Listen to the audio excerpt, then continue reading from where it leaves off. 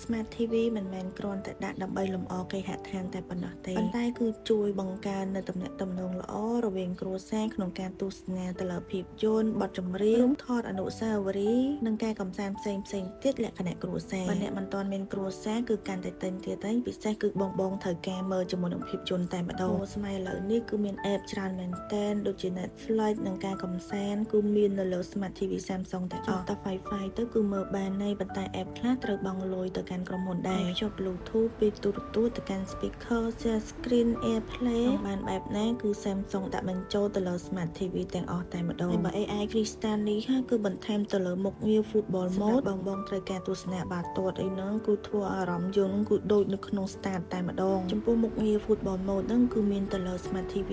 2026ចាប់ពីស៊េរី AI Crystal ឡើងទៅឆ្វេងស្ដាំបាត់តលេបងអាចភ្ជាប់ជាមួយនឹង App Smart Sync បញ្ជាទូរទស្សន៍ទៅលើ Smartphone បានចង់ដឹងពី promotion តាក់ទង Monica Electronic បាន